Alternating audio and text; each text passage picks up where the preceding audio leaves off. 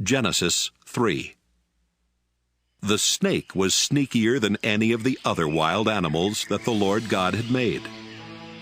One day it came to the woman and asked, "Did God tell you not to eat fruit from any tree in the garden?"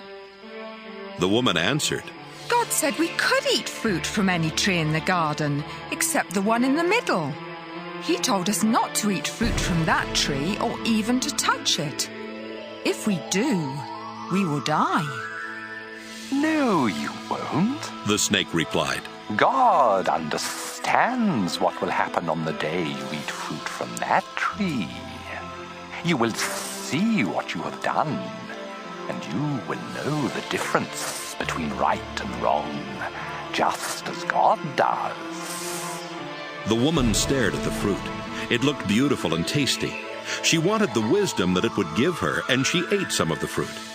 Her husband was there with her, so she gave some to him, and he ate it too. Right away they saw what they had done, and they realized they were naked.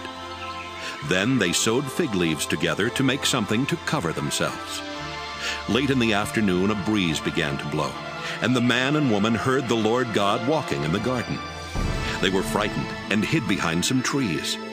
The Lord called out to the man and asked, "Where are you?" The man answered, "I was naked, and when I heard you walking through the garden, I was frightened and hid." "How did you know you were naked?" God asked. "Did you eat any fruit from that tree in the middle of the garden?" "It was the woman you put here with me," the man said. "She gave me some of the fruit and I ate it." The Lord God then asked the woman, "What have you done?" The snake tricked me, she answered. and I ate some of that fruit.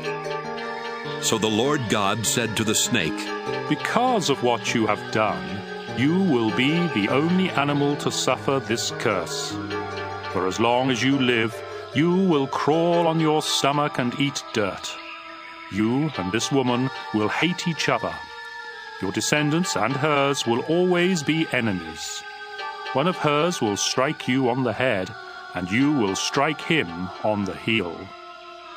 Then the Lord said to the woman, "You will suffer terribly when you give birth, but you will still desire your husband, and he will rule over you."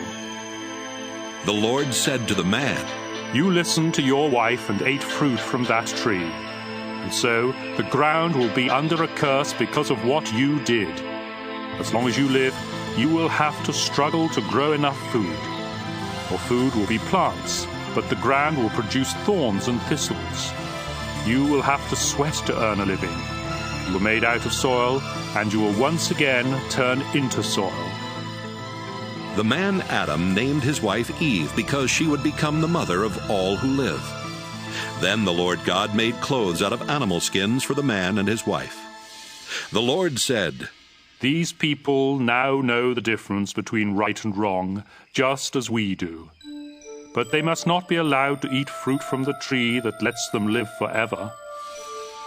So the Lord God sent them out of the Garden of Eden, where they would have to work the ground from which the man had been made. Then God put winged creatures at the entrance to the garden and a flaming, flashing sword to guard the way to the life-giving tree.